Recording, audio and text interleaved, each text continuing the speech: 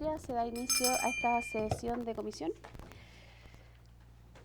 Las actas de las sesiones 196 y 197 quedan reglamentariamente aprobadas. La señora secretaria va a dar lectura a la cuenta. Gracias, Presidenta. Se ha recibido un reemplazo. La diputada Emilia Nullado reemplazará por la sesión al diputado Arturo Barrios. Es toda la cuenta. Muchas gracias, secretaria. Entrando en la orden del día, esta sesión especial ha sido citada con objeto de continuar con el trámite de audiencias respecto del proyecto de ley iniciado en moción de los diputados y diputadas Emilia Schneider, Félix Bugueño, Andrés Giordano, Cosme Mellado, Vlado Mirosevich, Erika Olivera, Alejandra Plasencia, Marcela Riquelme, Camila Rojas y Juan Santana, y que modifica la ley 20.418 para promover una educación sexual integral en el sistema escolar en prevención del abuso sexual infantil. El boletín es el 17.025-04, está en primer trámite constitucional y está con urgencia calificada de simple. En razón de lo anterior, vamos a escuchar a los siguientes invitados, quienes van a tener un tiempo de 10 minutos para exponer. Quiero darle la bienvenida a la agrupación de Padres Ciudadanos. En representación de ellos está la exdirectora de diversas clínicas abortivas de la organización Planet, es de Estados Unidos y es actual coordinadora del alcance global de la organización y presidenta de la Coalición Latina de Arizona, la señora Mayra Rodríguez, quien se encuentra conectada por Zoom. ¿Me escucha, señora Mayra? Buen día. Muy buenos días, muchas gracias por tenerme aquí. Le doy la palabra por 10 minutos. Muy bienvenida a la sesión de comisión. Gracias. Honorables diputados y diputadas, gracias por la oportunidad de comparecer ante ustedes. Mi nombre es Mayra Rodríguez. Durante 17 años trabajé para Planned Parenthood, organización conocida internacionalmente como la IPPF, que es el centro abortista y de tratamientos transgénero más grande del mundo. No vengo a opinar desde afuera, vengo a testificar desde dentro del sistema que inspira el modelo que hoy se quiere implementar en Chile mediante la modificación de la Ley 20.418.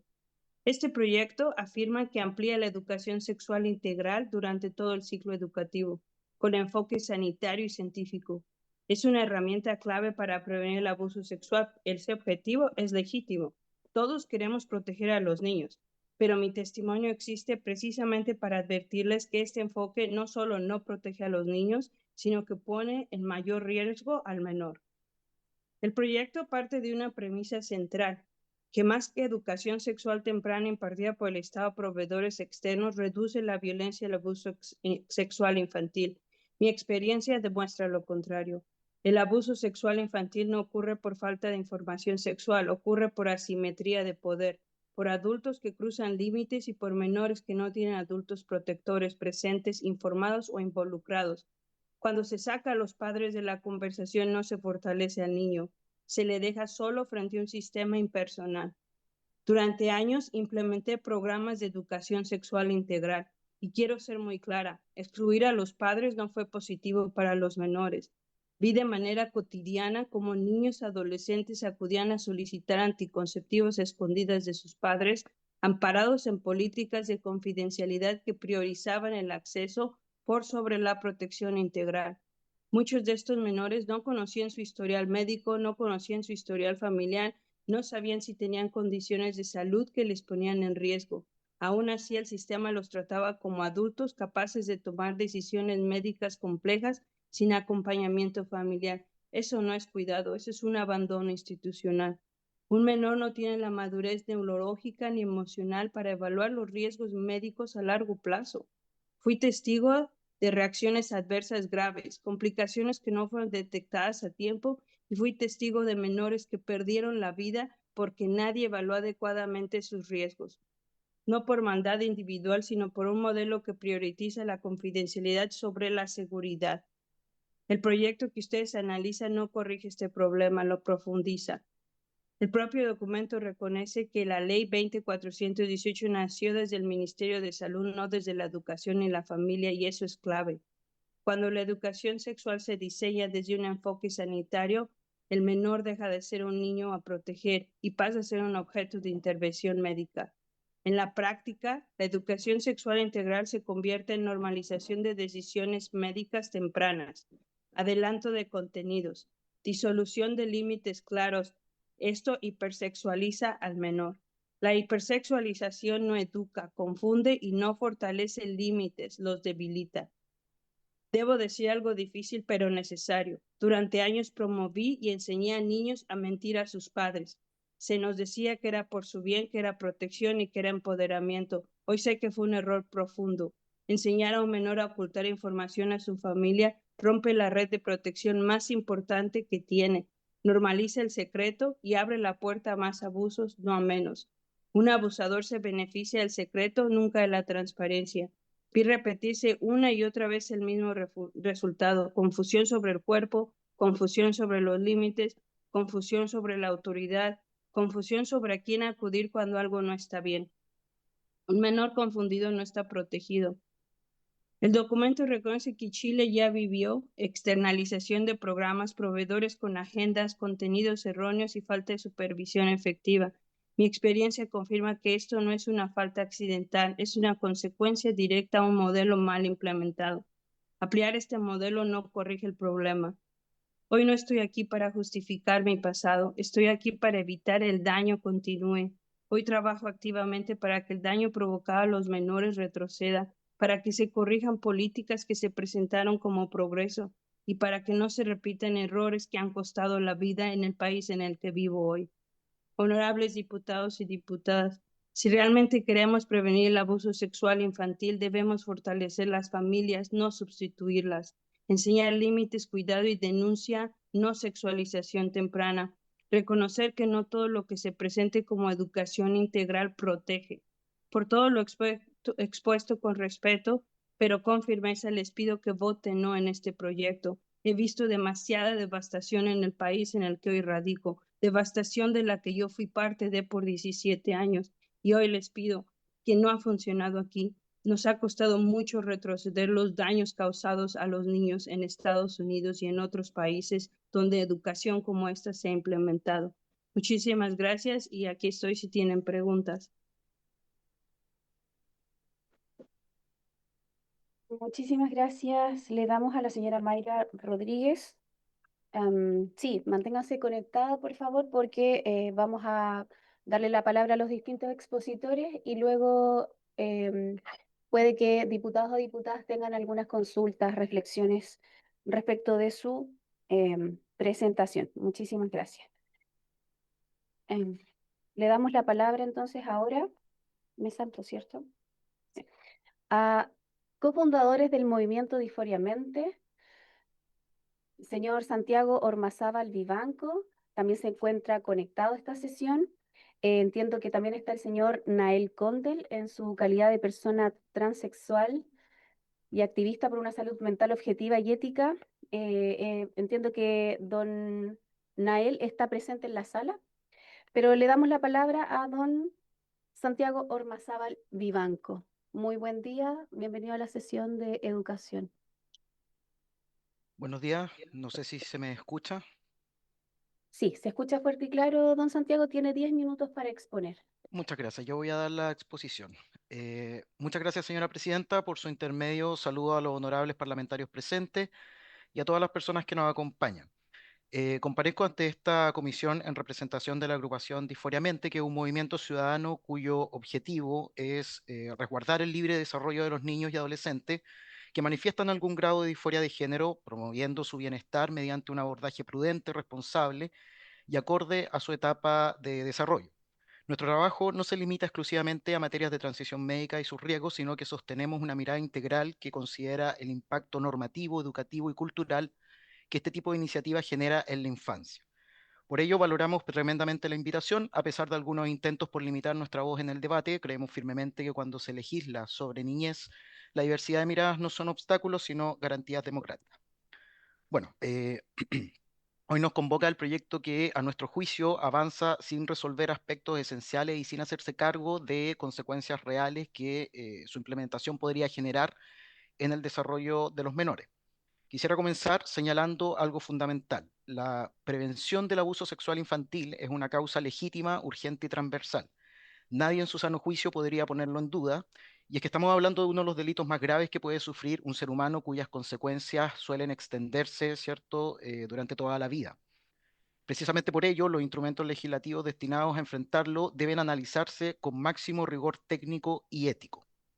El proyecto que hoy se discute modifica la ley 20.418 con el objetivo de fortalecer la prevención de abuso sexual infantil a través de la educación sexual, ¿cierto? Y hasta aquí el propósito parece claro y ampliamente compartido. Sin embargo, al revisar su articulado surge una primera inquietud sustantiva, y es que el proyecto establece como contenido obligatorio la enseñanza de manera completa sobre sexualidad, afectividad y género, sin definir qué se entiende por este último concepto, ¿cierto? Por el concepto de género. No se establece un marco teórico, ni pedagógico, ni científico que delimite su aplicación, y esa omisión no es menor, porque sabemos que desde el punto de vista legislativo, cuando un concepto no se define, su interpretación queda sujeta a otras normativas vigentes y a marcos administrativos existentes. En la práctica, entonces, el Congreso estaría legislando un término, pero no su contenido, digamos. Esto implica que una materia altamente sensible dirigida a menores de edad queda expuesta a interpretaciones cambiantes o recomendaciones internacionales que, aunque no sean vinculantes, siempre resultan políticamente influyentes. Más aún si consideramos que el concepto de género ha sido progresivamente asociado a nociones como identidad de género, expresión de género y diversidades de género, categorías que no cuentan con un consenso científico transversal y que se encuentran en permanente debate académico, médico y psicológico también, especialmente cuando se trata de menores de 14 años, donde se advierte una confusión creciente entre los procesos naturales del desarrollo humano que se van contaminando con la incorporación de terminología de carácter activista. Por tanto, cuando el Estado incorpora este concepto en la formación escolar sin definirlo, no actúa desde la neutralidad, sino que traslada al sistema educativo un debate adulto, inconcluso y profundamente ideologizado. Y aquí surge una pregunta legítima que esta comisión, por su intermedio, presidenta, debiese hacerse con toda honestidad. Y es cuál es la relación concreta, directa y verificable que existe entre la enseñanza del concepto de género y la prevención de abuso sexual infantil. Porque si el objetivo del proyecto es prevenir el abuso, resulta razonable exigir que cada contenido incorporado, ¿cierto?, tenga una relación clara, proporcional y demostrable con dicho fin. La prevención del abuso infantil se sustenta en elementos ampliamente conocidos, como la educación en límites corporales, ¿cierto? La diferenciación entre el contacto adecuado e inadecuado, identificación de conductas abusivas, detección temprana, denuncia oportuna, etcétera. Y ninguno de esos elementos requiere de manera necesaria la incorporación del concepto género como categoría teórica. Por ello, cuando este concepto se introduce sin definición, sin justificación pedagógica explícita y sin delimitar de alguna forma su normativa, es legítimo preguntarse si realmente se está fortaleciendo la prevención o se está ampliando el proyecto hacia ámbitos que exceden su finalidad original. A ello se suma una dimensión psicoemocional que no puede ser ignorada, y es que la infancia y la adolescencia son etapas de desarrollo identitario muy profundas. Están caracterizadas por la exploración, la duda, la inseguridad, la búsqueda de pertenencia y efectivamente juegos de roles y confusiones de roles. Por lo que introducir tempranamente categorías identitarias complejas o autorreferenciales sin el debido contexto madurativo, ¿cierto? O sin la madurez cognitiva necesaria, puede generar confusión, ansiedad e incluso malestar psicológico, especialmente en niños y adolescentes con mayor vulnerabilidad emocional. Hoy está instalado culturalmente la idea de que toda incomodidad con el propio cuerpo, con los roles o con los estereotipos, implica necesariamente una identidad trans. Pero esta lectura simplista no solo es incorrecta, sino que potencialmente dañina, pues puede inducir de alguna manera a interpretaciones identitarias apresuradas y erróneas. Y es que tenemos que tener claro lo siguiente: no toda incomodidad corporal o identitaria, ¿cierto?, es disforia. No toda la disforia es persistente y no todas las personas con disforia terminan siendo personas trans o buscan transicionar.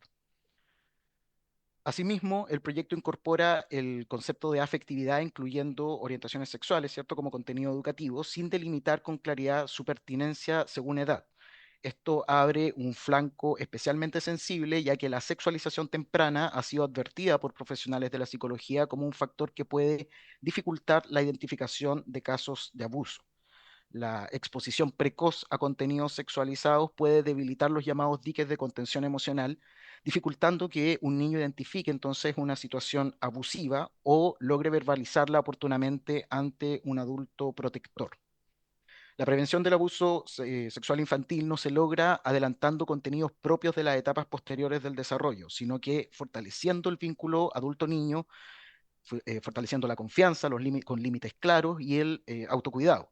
Y si bien el proyecto señala que la información deberá entregarse conforme a la edad y el grado de desarrollo, nuevamente nos encontramos ante una fórmula amplia que no presenta definiciones técnicas ni concretas. Por todo lo anterior, estimamos que este proyecto, tal como está formulado, no distingue adecuadamente entre educación preventiva y adoctrinamiento conceptual, ni entre protección efectiva y exposición temprana. No define conceptos esenciales, no fija límites claros y termina configurando un marco amplio, difuso y potencialmente riesgoso para el bienestar físico y psíquico de los menores. Además, este proyecto se construye sobre una base de alta deseabilidad social, al presentarse como una iniciativa destinada a prevenir el abuso infantil, una causa que, con toda razón, nadie se atrevería a cuestionar. Sin embargo, precisamente por esa alta carga social, se vuelve aún más necesario examinar con rigor su contenido real. Porque cuando una iniciativa se reviste con una finalidad incuestionable, el debate democrático corre el riesgo de inhibirse, y cualquier observación crítica puede ser interpretada erróneamente como una oposición al objetivo que se declara, ¿cierto? Y por eso, señora Presidente, es justamente que digamos, está sucediendo esto en esta discusión. Quien cuestiona este proyecto no está cuestionando la prevención del abuso sexual infantil, sino que está cuestionando la forma en que, bajo ese propósito legítimo, se incorporan conceptos vagos, no definidos y altamente debatidos sin el nivel de precisión que una ley dirigida a menores de edad exige y demanda.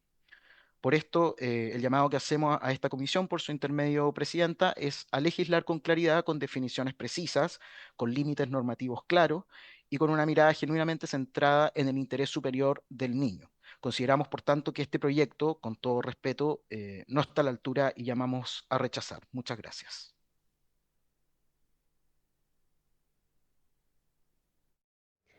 Muchísimas gracias. Le damos a la exposición de don Santiago Ormazábal Vivanco, cofundador del movimiento Disforiamente. Le damos la palabra ahora, 1, 2, 3, en representación de la organización de la sociedad civil Defendiendo Chile, el experto en prevención de abuso sexual infantil y miembro activo de la mesa de trabajo de la Organización Padres Unidos de la República de Argentina, el psicólogo clínico y escritor, señor Ezequiel Baigorria, quien se encuentra también conectado a la sesión. Muy buen día, don Ezequiel. Tiene 10 minutos para exponer. Buen día y bueno, buen día a todos los diputados y a esta honorable mesa. Bueno, solamente para presentarme, yo soy psicólogo clínico preventor de abuso sexual infantil. Fui formado en la Fundación EPASI, que tiene más de 20 años de experiencia y más de 3.000 casos de abuso sexual infantil trabajados. Estuve exponiendo hace 6 años atrás, el 20 de enero, en este mismo lugar de forma presencial. Viajé a Chile para hablar sobre esto mismo y también en un debate de la exposición, una exposición en un debate de la ley de ESI. Y bueno, solo para agregar, en esa ponencia hice un análisis del material que se utiliza en Argentina para la formación de docentes en ESI. Así que no voy a repetir lo que ya dije hace 6 años atrás en este mismo lugar, sino que quiero ampliar esa ponencia, sobre todo con la experiencia que hemos tenido después o sea, pasaron 6 años, pero la ley sigue vigente, la manera de enseñarse siguió vigente, y los resultados fueron en aumento y lamentablemente fueron muy desfavorables.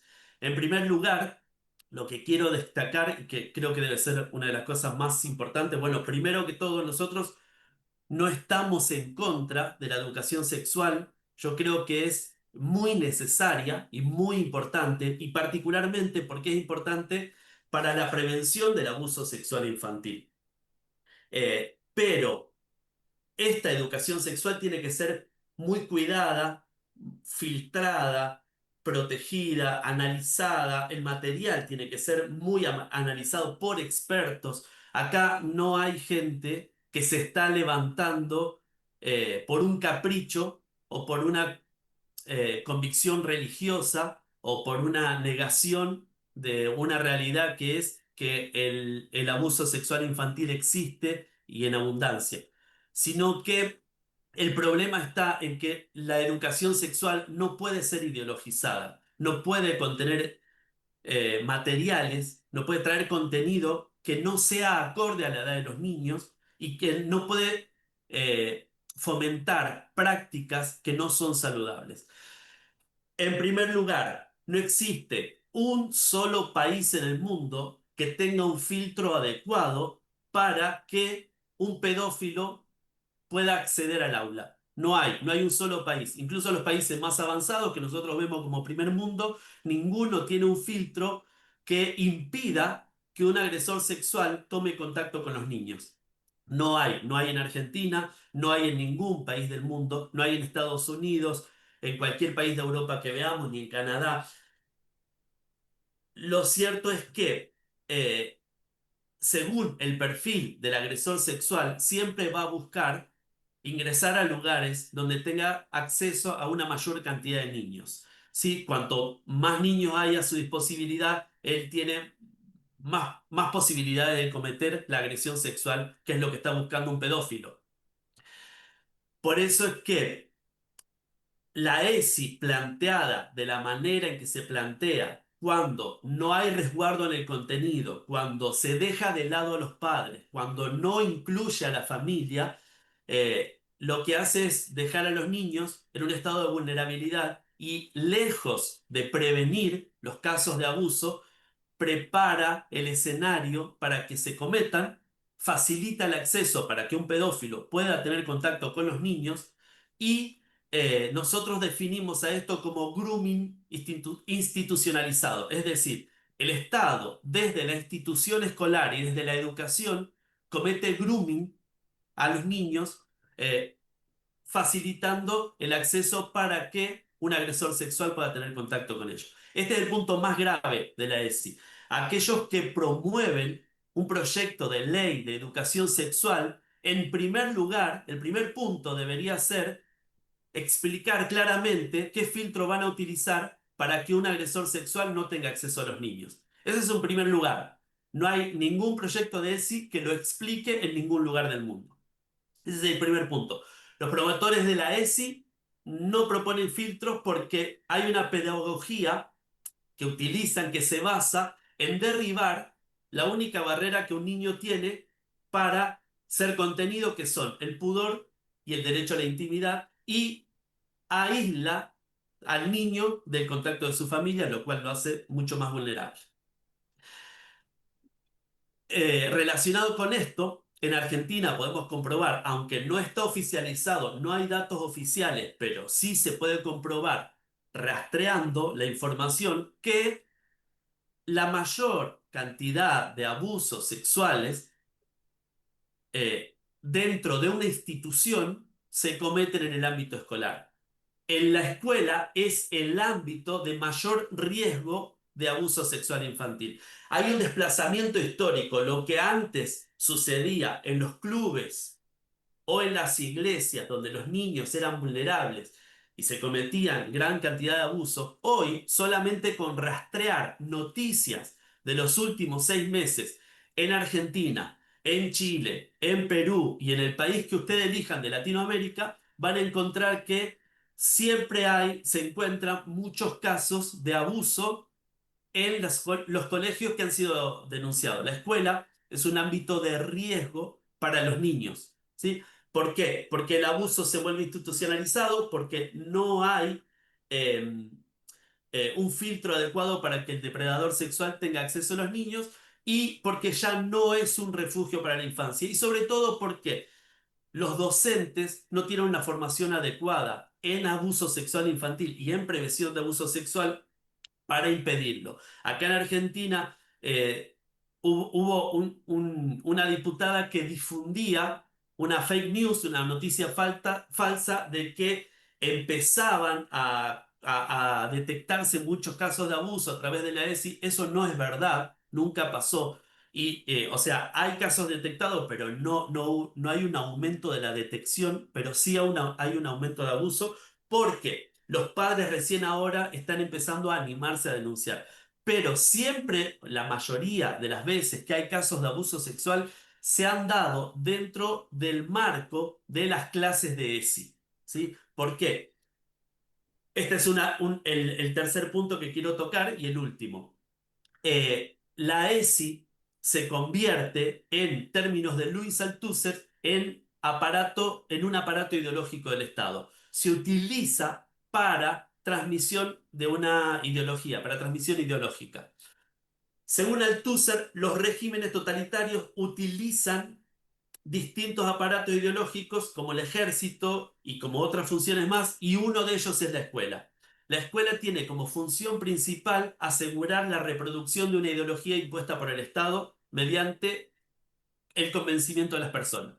Entonces, hay una transmisión ideológica. Como bien decía Santiago recién, los contenidos de ESI, la ESI es educación sexual integral, pero de integral no tienen nada, porque son solamente desde una única perspectiva. Para que algo sea integral, tiene que ampliar la perspectiva y abordarlo desde muchas perspectivas, no una sola. Todos los materiales de ESI están desde la perspectiva de la ideología de género. No contienen otra perspectiva. Si quieren ser realmente una educación sexual integral, debería estar contenido, por ejemplo, la opción de que uno puede tener una pareja, una única pareja, uno puede guardarse durante la adolescencia, la abstinencia hasta el casamiento. No lo plantea como opciones. No se plantea ni siquiera como una opción como para que el chico decida si es realmente lo que quiere o no, ¿no? Entonces deja de ser integral y pasa a ser una imposición ideológica autoritaria. El chico deja de ser, los niños no son considerados como sujeto de derecho, sino como objeto de deseo, a través de la hipersexualización. Bueno, para concluir, no estoy acá para diagnosticar un daño, sino para tratar de abrir el paraguas y ofrecer un escudo. En Argentina la experiencia nos ha enseñado por las malas que la ESI es una calle sin salida y que solamente multiplica estragos psicológicos en nuestros niños, los expone en un lugar donde deberían estar más seguros, que es la escuela. La escuela deja de ser un lugar seguro. Por eso pasamos de la preocupación a la acción desde Padres Unidos y empezamos armamos una red federal de padres, profesionales de salud, abogados y maestros, abrimos los ojos en la escuela y empezamos a actuar como un muro de contención contra la sexualización y el adoctrinamiento. No nos quedamos con la queja, sino que estamos trabajando actualmente en un proyecto de reforma de la ley de la ESI en Argentina, porque es necesario reformarla, porque la ley de ESI en Argentina ha funcionado como un caballo de Troya. En los Don papeles Ezequiel, funcionaba bien. Sí. don Ezequiel, disculpe que lo interrumpa, pero para que vaya cerrando porque ya lleva 11 minutos, por favor. Bueno, perdón. Bueno, por último, solamente es que advertir que tomen otro camino y que la educación sexual debe incluir a la familia para que sea realmente integral. Muchas gracias. Muchas gracias, don Ezequiel. Después va a tener otro tiempo quizás para poder apoyar algo que puede haber quedado fuera de su exposición reciente. Le vamos a dar la palabra ahora a la directora de la Academia de Psicología Forense y Estudios Estratégicos, a la señora Margarita Rojo Canizane. No, Kakizane, perdón. Kakizane, sí. Ya, mientras la señora Margarita puede hacernos llegar la presentación, le vamos a ceder entonces la palabra a la directora del Observatorio Legislativo Cristiano, OLC, a la señora Marcela Aranda. Muy bienvenida a la sesión de comisión. Sí, la esperamos, no se preocupe.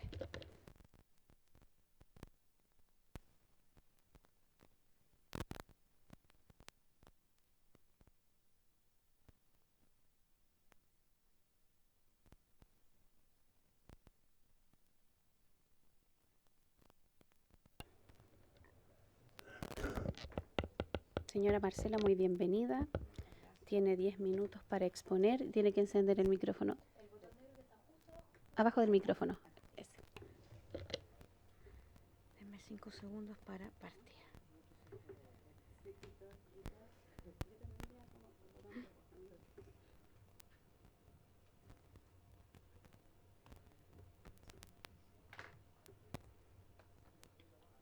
Señora Presidenta, honorables diputados y diputadas, agradezco esta instancia y la posibilidad de comparecer ante esta comisión. Comparezco ante esta comisión como directora y fundadora del Observatorio Legislativo Cristiano, organización de la sociedad civil, con más de 20 años de trabajo en materia de infancia, familia y análisis legislativo, con participación directa en debates nacionales e internacionales sobre políticas de educación sexual, vida, familia y equidad de género. Debo comenzar señalando con respeto y con sentido institucional que mi presencia no estaba originalmente considerada en la nómina de invitados. Fue incorporada con posterioridad luego de haber dirigido una carta formal en la que manifesté mi preocupación por una exclusión que estimé podía constituir discriminación arbitraria en términos de la Ley 20.609. Hago esta mención no como un reproche, sino como un antecedente relevante en un debate que precisamente trata sobre pluralismo, garantías y participación. En materias tan sensibles como infancia, conciencia, formación, la legitimidad del proceso legislativo descansa también en que se escuchan de manera real y no meramente formal las distintas voces de la sociedad civil. Desde ese lugar comparezco hoy con espíritu de colaboración, con respeto por esta corporación y con la convicción de que el deber del Congreso no es solo legislar, sino también resguardar que este acto se realice dentro de los estándares más altos de igualdad, de liberación democrática y responsabilidad frente al país. Mi comparecencia no es testimonial ni circunstancial, es técnica, jurídica y estratégica. Vengo a advertir, con fundamentos verificables, que el proyecto actualmente en discusión no constituye una política real de protección de la infancia, sino la utilización de la causa del abuso sexual infantil como vehículo para introducir un modelo ideológico de educación sexual que desplaza el marco jurídico vigente, debilita el derecho preferente de los padres y expone a niños y niñas a riesgos psicológicos, institucionales y culturales graves. Esta diferencia no es semántica, es estructural, es jurídica y es determinante para el futuro de la infancia de Chile. Hay un hecho base indiscutible, de dónde nace el proyecto. Este proyecto no se funda en los tratados internacionales vinculantes ratificados por Chile. Se funda expresamente en el informe A65-162 del Relator Especial de Naciones Unidas, Bernard Muñoz, y en estándares técnicos elaborados por UNESCO y redes sociales, como manifiesta la moción del proyecto. Este solo hecho vuelve jurídicamente ineludible el examen crítico de estos fundamentos, porque cuando un proyecto de ley involucra un informe pilar doctrinario, este informe deja de ser opinión académica y pasa a operar como soporte normativo indirecto. Y este informe no es neutral. El propio relator declara que sitúa la educación sexual en el marco del patriarcado y del control cultural de la sexualidad, desde una perspectiva de género y diversidad. Es decir, parte de una teoría social específica, no de un consenso jurídico internacional. Además, el informe adopta como definiciones centrales directrices técnicas de UNESCO, invoca los principios de Yogyakarta, que no son tratados ni han sido adoptados ni siquiera por Naciones Unidas, y cita bibliografía asociada a Kinsey Institute, cuya genealogía científica ha sido ampliamente cuestionada por graves problemas metodológicos y por el uso de datos provenientes de abusadores sexuales. Este es el andamiaje doctrinario del proyecto, no tratados, no consenso internacional, no obligaciones jurídicas, una construcción ideológica presentada como estándar. Mi tesis central, que esto no es protección, es desplazamiento ideológico utilizando el abuso sexual infantil. Este proyecto no se estructura desde una comprensión real del abuso sexual infantil. No parte del agresor, no parte de la criminología, no parte de la reincidencia, no parte de la evaluación del riesgo, no parte de la persecución penal, no parte de la psicotraumatología, parte de educación. Y ese punto es decisivo, porque el abuso sexual infantil no es en su esencia un problema de falta de información sexual, es un delito de poder, de sometimiento y de daño psíquico profundo. Por eso una política real de prevención se construye desde la identificación temprana de los agresores, del control de reincidencia, de filtros institucionales estrictos, del fortalecimiento de persecución penal, de protección especializada y focalizada, de intervención familiar y clínica. Nada de eso es el eje de este proyecto. El proyecto desplaza el problema desde quien daña hacia quien debe adaptarse, desde el delito hacia la formación, desde la protección hacia la intervención cultural. Este desplazamiento no es ingenuo, constituye una estrategia legislativa, utilizar una causa moralmente incuestionable, que es el abuso infantil y sexual, como ancla emocional para introducir un modelo ideológico de educación sexual integral cuya arquitectura ya está constituida a nivel internacional. Aquí operan tres mecanismos claros. El primero, confusión deliberada de planos. Se equipa la prevención del delito sexual que pertenece al ámbito penal, familiar y clínico como la introducción temprana de contenidos sexuales, identitarios y eróticos en la formación formal, como si ambos fueran lo mismo, y no lo son. Uno busca frenar al agresor y el otro reconfigura la cultura. Lo segundo es la transferencia emocional. El rechazo universal al abuso se transfiere artificialmente al cuestionamiento de la educación sexual integral, de modo que oponerse al modelo pasa a percibirse como oponerse a la protección de los niños, y lo hemos visto en esta comisión a través de discursos de algunos diputados. Esto bloquea el debate racional, moraliza selectivamente la discusión. Y lo tercero es suspensión del juicio crítico. El miedo social se convierte en palanca legislativa, se legisla desde el impacto emocional, no desde la evidencia clínica integral ni desde el análisis jurídico estructural. Desde la psicología del trauma este procedimiento es particularmente grave. Se invoca la protección de la infancia mientras se promueven modelos educativos que introducen al niño a universos simbólicos, corporales y sexuales que no corresponden a la madurez neuropsicológica, alterando sus procesos naturales de integración psíquica. Por eso afirmo con claridad, este proyecto no es una política de protección, es una estrategia de desplazamiento cultural presentada bajo la retórica de un cuidado. Sabemos cómo empiezan y cómo terminan estos proyectos. Este proyecto se presenta hoy como acotado, técnico y bien intencionado, artículo único, pero quienes hemos seguido estos procesos en Chile y en otros países sabemos que no importa cómo empiezan, sino cómo se despliegan. Existe un patrón legislativo reiterado. Cuando la educación sexual integral es resistida, se cambia el nombre del proyecto, se ajusta el fundamento del proyecto, se vincula a una causa incuestionable, como el abuso sexual infantil, y se reintegra en la misma arquitectura doctrinaria. Eso ocurrió en el debate anterior en Chile, del cual fui parte como asesor legislativo del diputado Sabaj. Se intentó impedir que los padres fueran informados de contenido, están las indicaciones. Se rechazaron indicaciones que blindaban su rol garante. Se buscó transformar el derecho preferente en principios subordinados a los principios establecidos en ese proyecto de ley. Se permitió el ingreso de externos a tratar la intimidad infantil en los colegios. Se utilizaron ramos transversales para introducir la ESI sin control real, integral. Por eso este proyecto no puede analizarse aisladamente. Forma parte de una estrategia motivada, ya observada. Sabemos cómo empieza y sabemos cómo va a terminar. El cambio de paradigma del niño protegido al niño como objeto directo de política estatal. El proyecto inserta un giro profundo del niño como sujeto de protección al niño como sujeto autónomo de derechos y consentimiento. Esto no ha fortalecido la protección, la ha debilitado.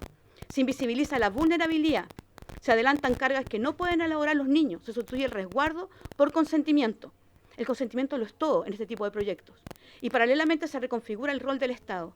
La familia pasa a ser tratada como espacio sospechoso, los padres como potencial obstáculo y el Estado como formador moral directo. Y eso no es neutral. Eso es reconfiguración de soberanía educativa. Respecto del derecho preferente de los padres, que es un pilar jurídico y la garantía real del niño, Chile está obligado por tratado internacional y por su constitución a reconocer y proteger el derecho preferente de los padres. Esto está en la Declaración Universal de Derechos Humanos, el Pacto Internacional de Derechos Civiles y Políticos, el Pacto Internacional de Derechos Civiles, Económicos y Culturales, en la Convención Americana de Derechos Humanos, la Convención de los Derechos del Niño y la Constitución Política de la República de Chile. Todos establecen que el rol parental es primario, previo y estructural, y que el Estado debe respetar y proteger y no sustituir. Este derecho no es un privilegio del adulto, es una garantía para el niño. Porque los padres no son sus primeros protectores, son responsables existenciales, son sus referentes morales. Los padres dan la vida por sus hijos. El Estado administra sistemas, el Estado puede apoyar, pero no puede reemplazar. Indemnidad psíquica, el gran ausente de este proyecto y de los que sustentan este proyecto. El abuso no se borra con contenido. Yo fui víctima de abuso infantil y lo sé. El trauma profundo afecta la integridad, el apego, el límite, la integración psíquica.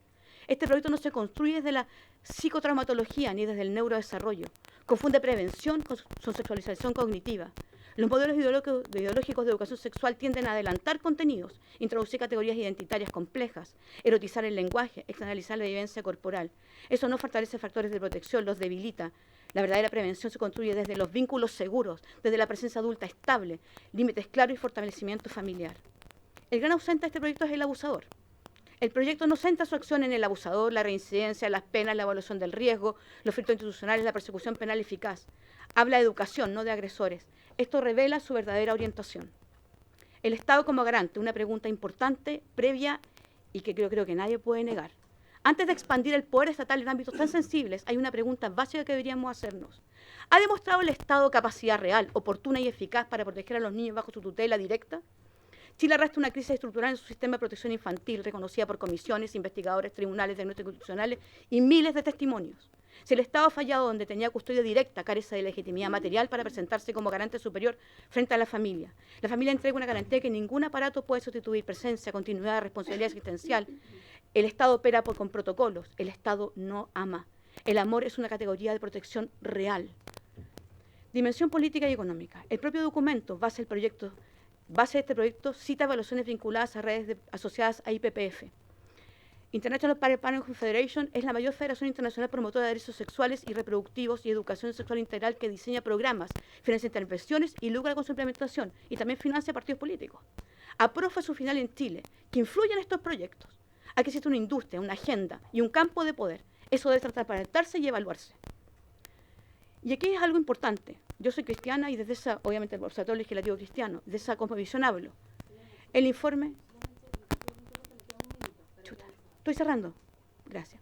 El informe A65-162 del relator Verdún Muñoz, el informe que se cita, no se limita a describir estándares jurídicos, sino que adopta una posición política explícita frente a las convicciones religiosas, tratándolas como un obstáculo para implementar la educación sexual integral. En su párrafo 6, el relator manifiesta especial preocupación porque en nombre de concepciones religiosas se había dificultado la educación sexual y sostiene que el Estado no debe permitir que instituciones religiosas establezcan patrones educativos o de conducta.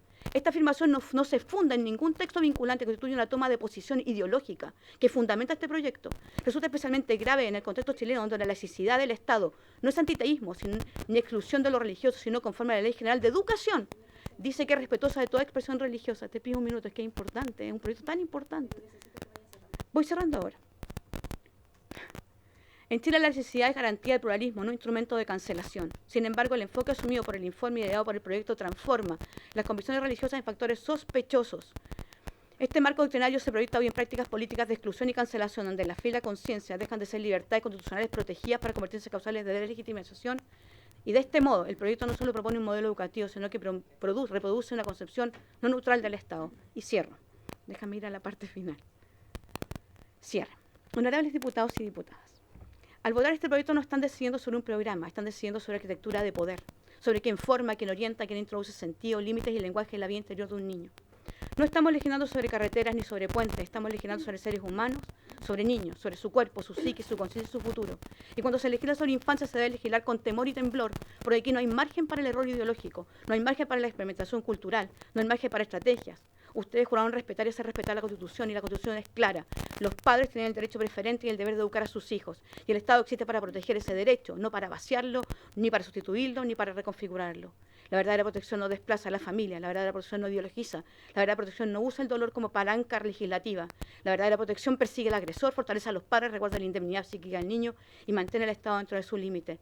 Porque cuando el Estado cruza ese límite, deja de ser garante y pasa a ser formador ideológico. Y cuando se toca la conciencia, el desarrollo de un niño desde el poder, lo que se compromete no es un programa, es una generación.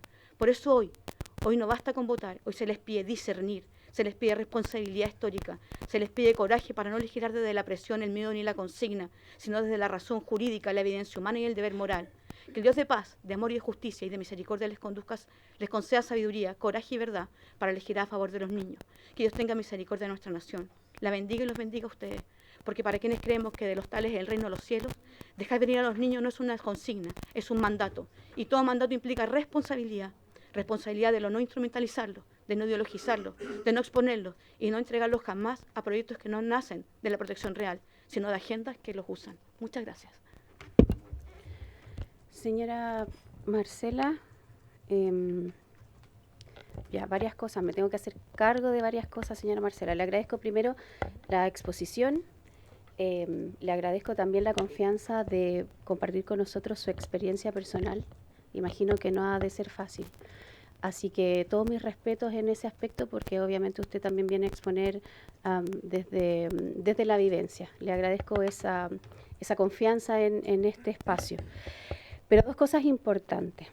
Primero que todo, le pido a todos nuestros invitados, porque nosotros cuando cursamos la sesión les comentamos que son 10 minutos y por lo tanto, independientemente de que ustedes tengan una presentación o vayan a leer el contenido de su exposición, es muy importante que lo hagan calzar en 10 minutos según su rapidez o no en el habla.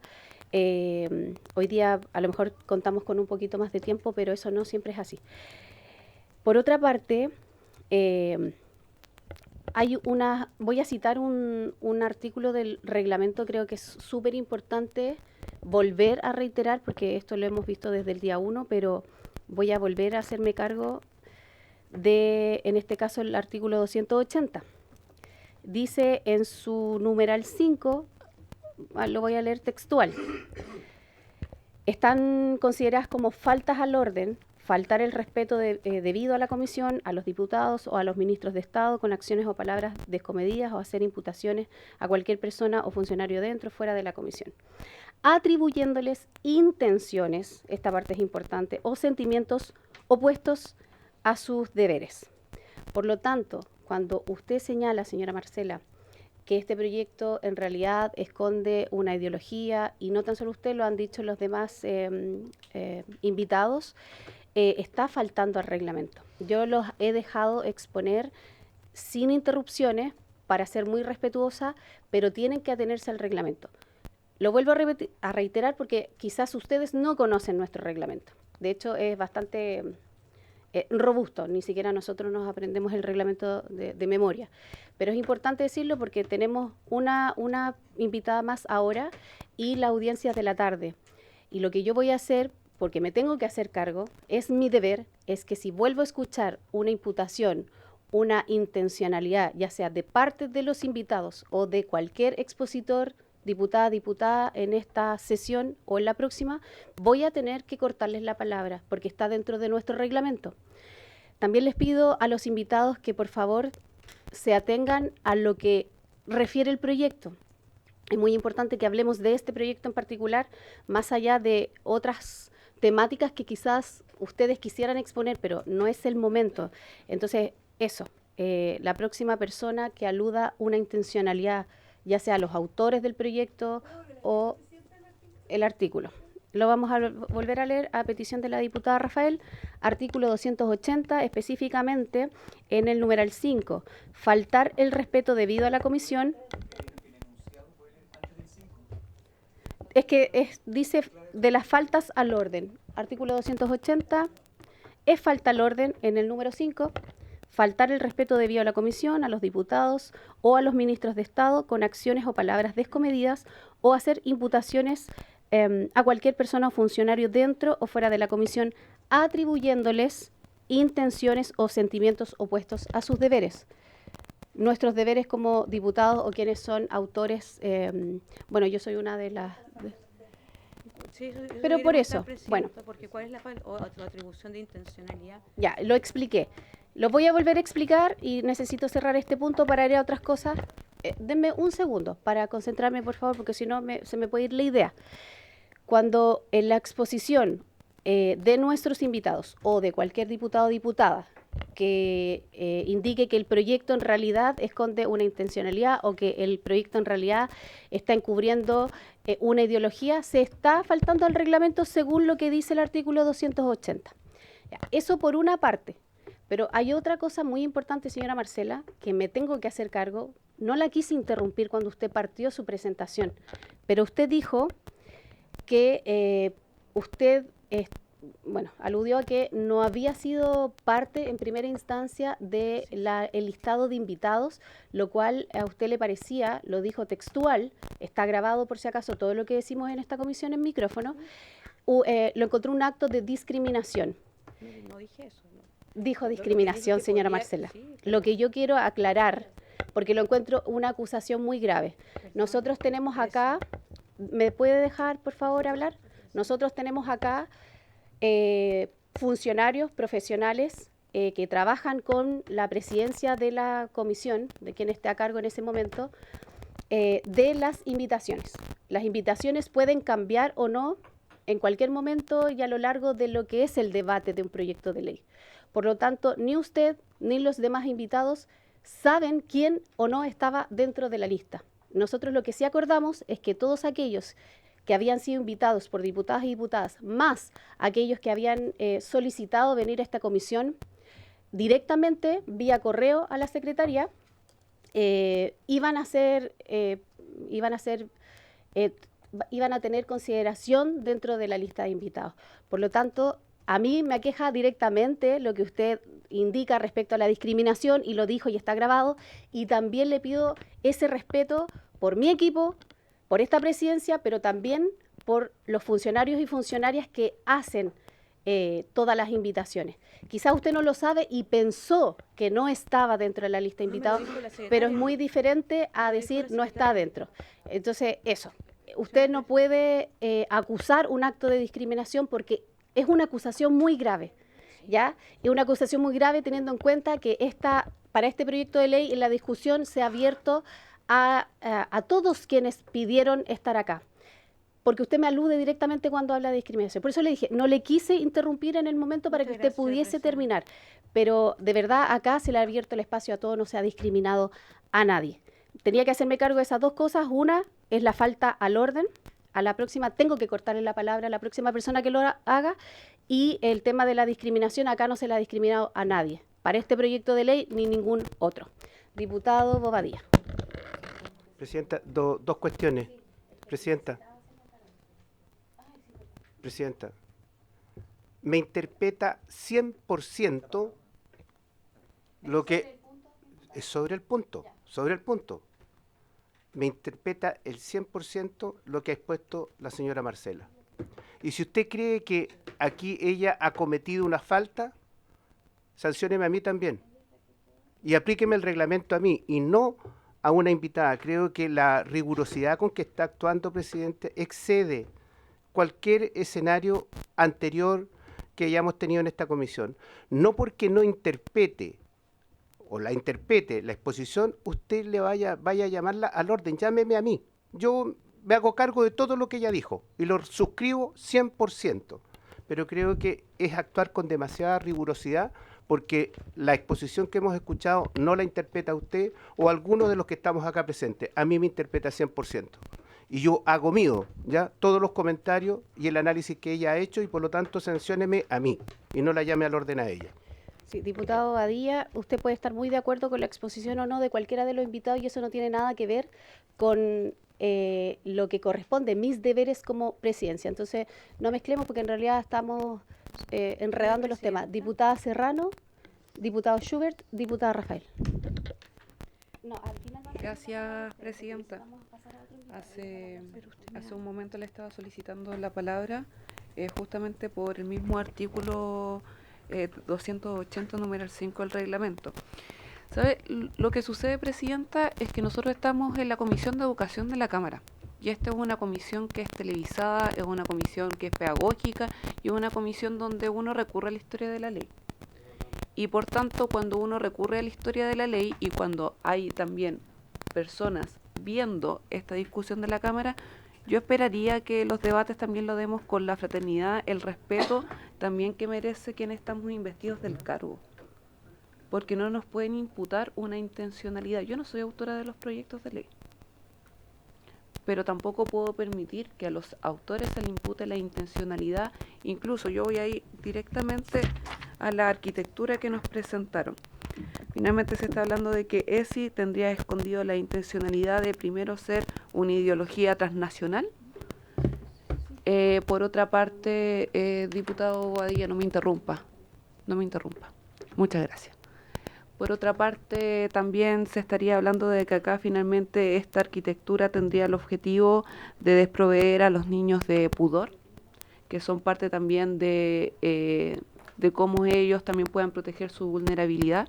Y finalmente, lo que también podrían estar detrás de esta palabra es que nosotros, los diputados, estaríamos apuntando justamente a una debilidad para que se pueda cometer un delito. Estamos hablando de un abuso sexual infantil. Y eso es lo grave que finalmente se le está acusando a los autores del proyecto. Entonces yo llamaría a la seriedad en la manera que estamos discutiendo, estamos discutiendo este proyecto. Yo he escuchado hartas exposiciones, pero también no puedo permitir, al menos, presidenta, y en la facultad también de este reglamento, a que colegas sean imputados incluso de tener la intencionalidad de habilitar un delito, siendo incluso cómplices de aquel delito, cuando, presidenta, así no se puede, porque finalmente si la invitada va a estar riéndose de la exposición que estamos haciendo los y las diputadas, señora yo creo que Marcela, no tenemos discúlpeme, finalmente diputada Serrano. Sí. Diputada Serrano, me da un minuto. Señora Marcela, le pido respeto. Es que usted se está riendo mientras una diputada...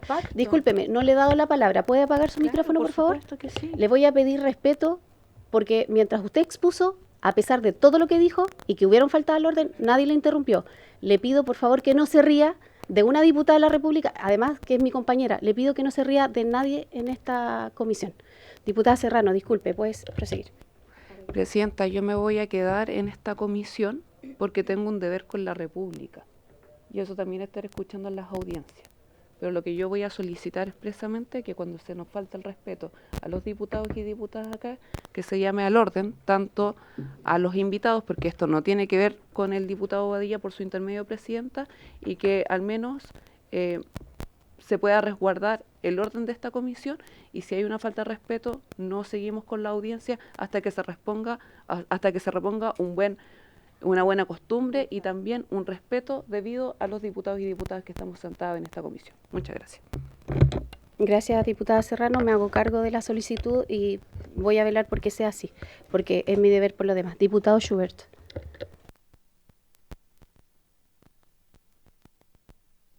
Sí, gracias. Muy breve, sí. Gracias, señora presidenta. Muy breve. Solo señalar que el reglamento está para permitir el buen desempeño, en este caso, de la comisión. Y yo creo que tener mucho cuidado con utilizar el reglamento para, de alguna forma, inhibir las opiniones y las expresiones políticas que se puedan vertir durante la discusión de un proyecto de ley. Y esto lo digo porque creo que es legítimo que un invitado pueda decir que un proyecto de ley le parece mal y que pueda decir que también hay una ideología que está detrás de ese proyecto de ley. Más allá de las palabras puntualmente que haya utilizado nuestra invitada, lo que ha señalado, según yo entiendo, es que existe esto de la ESI, que es transnacional y que tiene y esconde detrás otras intenciones. No que un diputado, porque aquí la imputación, según el numeral 5, tiene que ver con una persona. Yo entiendo que no ha imputado a una persona, sino que a una ideología.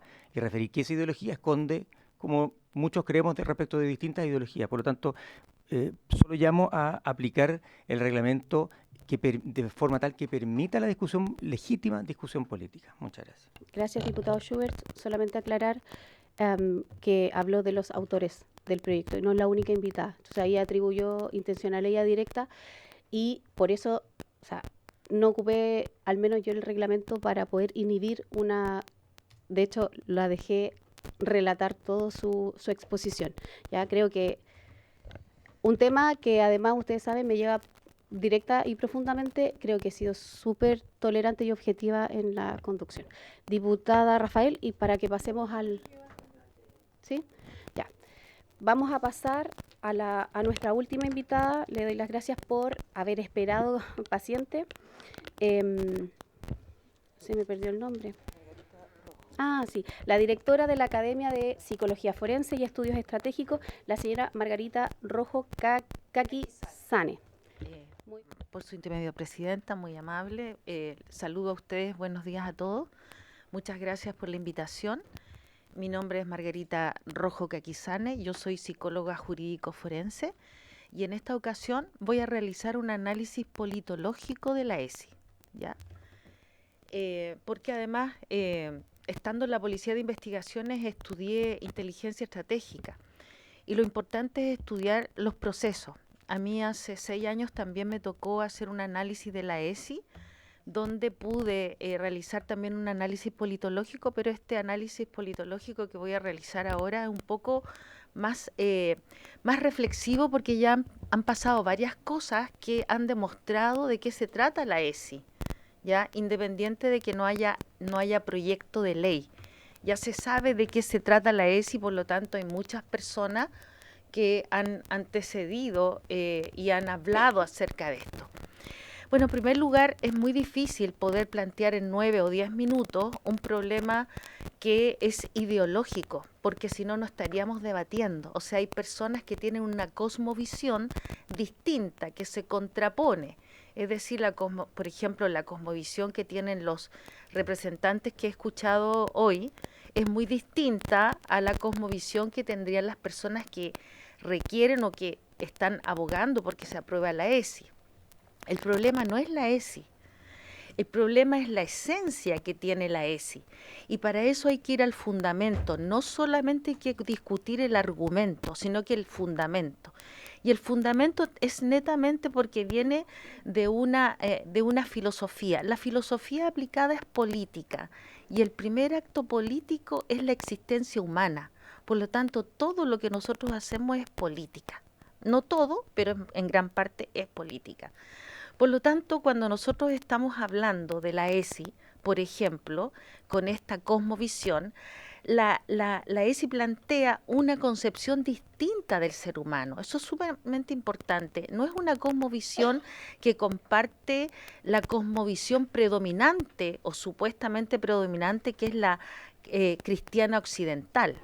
¿Ya? Esta es una cosmovisión donde el ser humano no tendría naturaleza, no tendría esencia ni sustancia, porque esto se viene desde el estructuralismo y antes del estructuralismo estaba el existencialismo, donde los principales autores son, por ejemplo, Simone de Beauvoir. Yo creo que ustedes la ubican, donde ella plantea, por ejemplo, que una mujer no nace, se hace. ¿Y qué significa ese aforismo?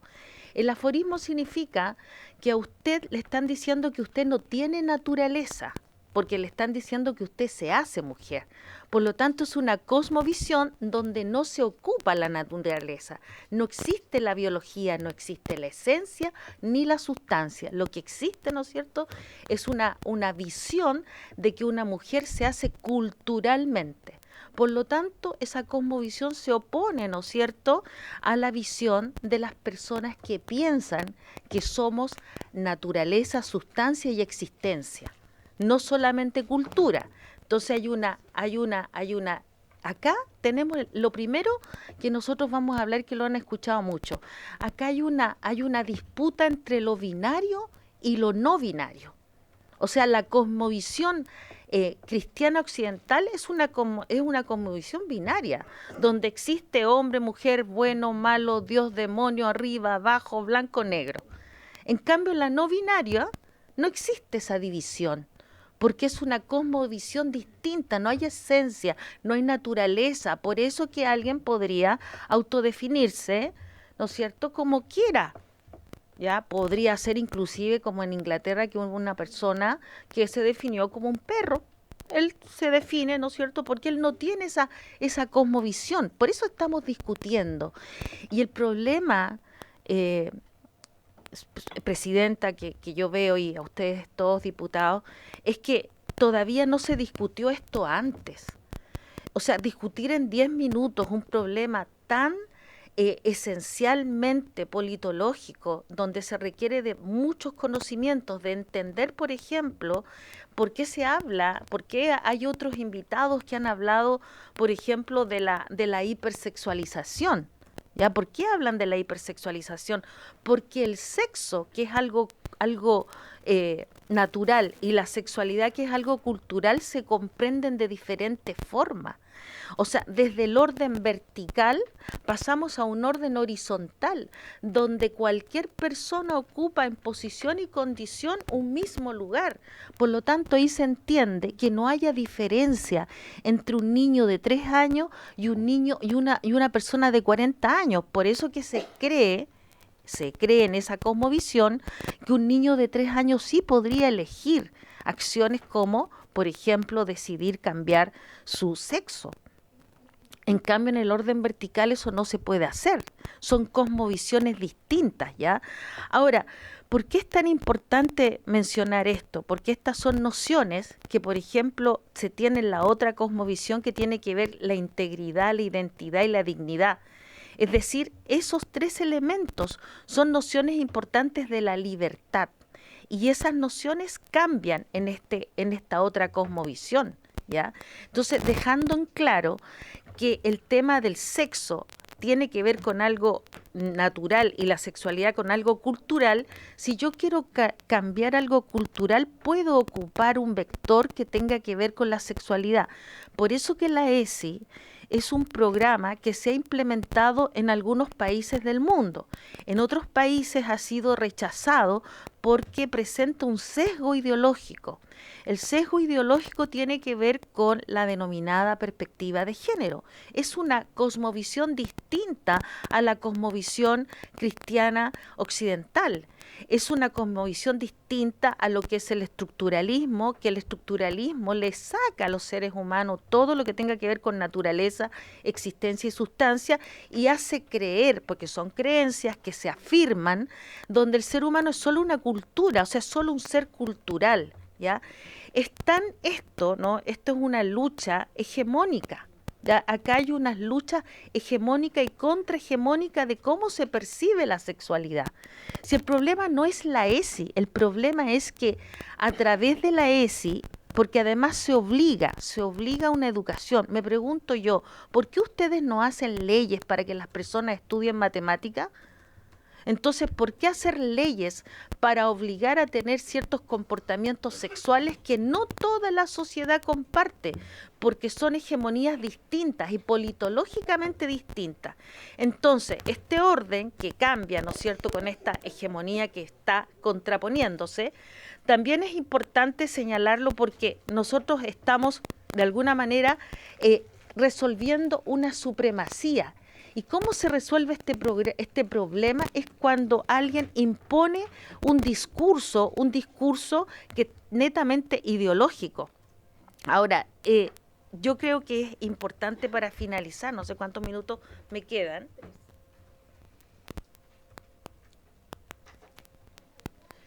Hacer notar que este problema, ¿no?, que tiene que ver de una profundidad enorme, porque tiene que ver con la naturaleza, tiene que ver con la naturaleza del ser humano, cómo se concibe al ser humano, porque el ser humano no es solo cultura, el ser humano es naturaleza y cultura. Por eso que nosotros sabemos que los niños de 3, 4, 6, 10, 11, hasta los 17, no pueden obtener licencias de conducir, porque eso va en contra de la naturaleza. Inclusive yo leí casos de personas que apoyan este tipo de cosmovisión, pero que por la naturaleza, por ejemplo, no se pueden operar, porque muchos de ellos saben que podrían morir. Señora Margarita, disculpe, le quedan solo 2 minutos, pero necesito que se refiera al proyecto. Y el proyecto, es que el proyecto es un proyecto no habla de politológico. operarse, El proyecto es politológico. Primero, no tenemos por qué hacer leyes para obligar a las personas a tener un comportamiento sexual determinado, porque si no tendríamos que hacer leyes de matemática, de historia. Esto no es educación, y esto lo digo independiente de las posturas tanto de derecha como de izquierda que quieran implementar un proyecto de educación sexual como ley, porque están obligando a comportarse a las personas de tal forma. Y esa obligación de querer comportarse de tal forma transgrede la libertad de un ser humano, que tiene que ver con la integridad, la identidad, ¿no es cierto?, de una persona, por lo tanto transgrede. Y en segundo término, los objetivos que tiene la ESI, que dice que va a prevenir delitos sexuales, que va a de alguna manera evitar embarazos infantiles y enfermedades de transmisión sexual, para eso no necesitamos leyes, necesitamos programas de intervención, de prevención y de trabajo con la comunidad. No se necesitan leyes, las leyes a las personas las obligan. Entonces el problema está que la contraparte que se opone a esto, estimada presidenta, ni siquiera tiene idea de qué se trata esto, porque no saben los fundamentos, no sabe de qué se trata, que sean binario, no binario, que sean personas que estamos hablando de la naturaleza, que estos son vectores políticos, porque esto es netamente político. Entonces el problema está que ni siquiera la contraparte se presenta a jugar. Y las personas que están presentando estos proyectos y que de alguna manera han logrado hacer estos proyectos no tienen contraparte. Eso, estimada presidenta. Muchas gracias, señora Margarita. Lamentablemente no le podemos dar más tiempo porque tenemos que entrar a sala. Les agradezco mucho a los exponentes. También importante lo último que dijo señora Margarita, porque de alguna manera también nosotros vemos crítica, pero en el fondo, ¿qué es lo que hay que hacer entonces? ¿Cuál sería la solución? Usted mencionó algunas que son muy relevantes. Lamentablemente no vamos a tener tiempo para poder hacer lamentablemente no vamos a poder tener tiempo para hacer reflexiones, también por la interrupción que sufrimos. Así que los invito a que si tienen preguntas directas a nuestros invitados, lo puedan hacer por medio de Secretaría, al igual que si ustedes quieren agregar algo a sus exposiciones, también lo puedan hacer mediante Secretaría para que así nos llegue a nosotros. Quiero saludar, porque no se me puede escapar, a la señora Viviana Castillo, que es jefa de currículum y evaluación, que está acá en representación del Ejecutivo, y la acompaña don Juan Cristóbal Cantuarias. Les agradezco mucho que hayan podido asistir, les agradezco mucho también la paciencia y la tolerancia. Diputada Serrano, una solicitud. Presidenta, yo quisiera solicitar a gran parte de nuestros invitados que hablaron de datos científicos, si nos pueden hacer llegar la evidencia, sería muy interesante poder estudiarla. Muchas gracias. Muchas gracias, diputada Serrano. Diputada Schubert. Gracias, Presidenta. Nuevamente tengo que lamentar que en un proyecto tan importante como este, que requiere de discusión y que requiere que los expositores puedan exponer con el tiempo debido, que los parlamentarios podamos hacer las preguntas necesarias y que luego haya tiempo para que las contesten, esta discusión está siendo pobre, democráticamente hablando, porque a duras penas alcanzan a exponer corriendo. Esta no es la forma de legislar, menos un proyecto tan importante como este. Y el gobierno, nuevamente insisto, es el responsable en ponerle urgencia a un proyecto que no es de primera necesidad en materia educacional, sino que es ideológico, y lo hace de esta forma, y eso nos hace correr de esta forma, que es una discusión que no se lleva adelante como debió haber sido. Me voy absolutamente insatisfecho de esta sesión. Muchas gracias. Bueno, si quieren, diputados, podríamos haber puesto más sesiones especiales. Yo al menos siempre estoy disponible. Más sesiones especiales. Sí se trata, porque en el fondo nos queda muy poquito tiempo para poder legislar. Diputada Concha, sí, 30 segundos porque estamos fuera de hora. Dos cosas principales. También estoy muy de acuerdo con lo recién señalado. Creo que estaba muy interesante la exposición de nuestra invitada. 10 minutos para cada uno son insuficientes. No se trata de más sesiones especiales, Presidenta. Esto, con cualquier proyecto de ley, se trata de más tiempo para todos los invitados que teníamos o que se tenían hacia la comisión.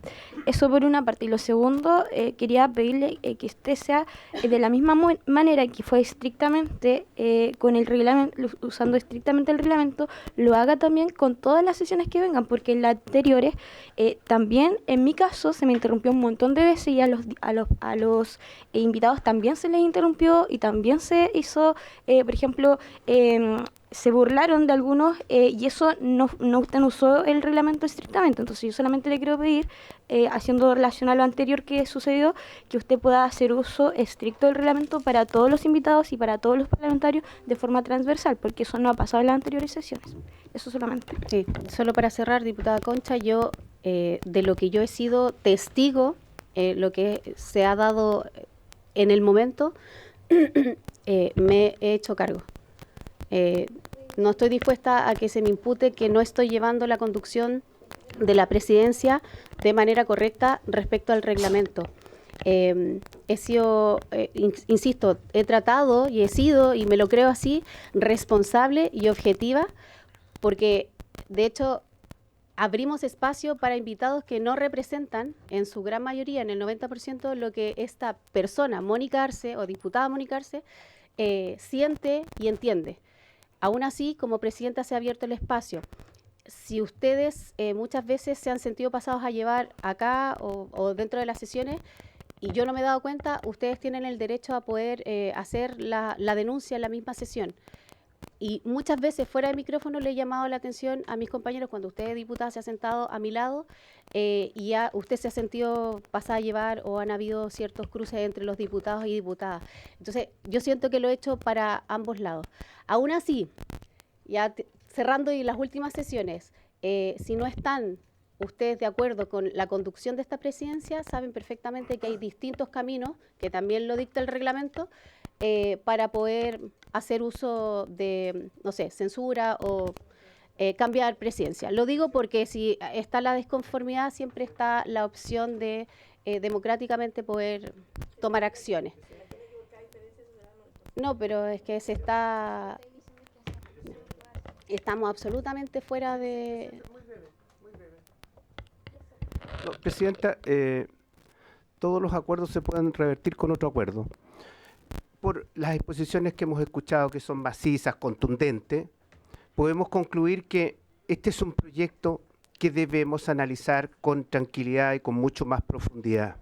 Yo le solicitaría, Presidenta, y si no es su voluntad, que sometamos a votación el acuerdo que se tomó de votar el día 3 de marzo. Creo que se requiere de más tiempo para una discusión mucho más profunda, por lo tanto le solicito revertir ese acuerdo porque usted tiene la facultad. Y si no, yo le solicito que lo sometamos a votación y resolvamos la votación del día 3 de marzo para más adelante, porque creo que se requiere más tiempo para tener una discusión seria, responsable y transparente. Le solicito que tomemos el acuerdo, Presidente. Nosotros tomamos un acuerdo ayer para vuelta del receso para el día 3 de marzo y para el día 2 de marzo, según las indicaciones. El plazo para quienes quisieron exponer, tanto quienes ustedes postularon como aquellos que hicieron su solicitud directamente a Secretaría, se hizo, se abrió el espacio dentro de lo que nosotros mismos habíamos acordado. Por lo tanto, no veo necesidad de volver a tomar un nuevo acuerdo. Si usted quiere, lo vuelve a solicitar en la sesión de la tarde o en la misma sesión del día 3 de marzo. No lo voy a hacer. Nosotros ya tenemos un acuerdo. Para aclarar, para revertir un acuerdo adoptado por la Comisión se requiere unanimidad. Para revertir el acuerdo que se adoptó ayer. Se requiere unanimidad, lo dijo la Secretaría, y yo no doy la unanimidad. Le pido disculpas, le agradezco mucho a todos los exponentes, le agradezco a ustedes, diputadas y diputadas, que estén en esta sesión, y le pido disculpas a quienes nos ven. Le pido disculpas por haberse terminado esta sesión. Se levanta.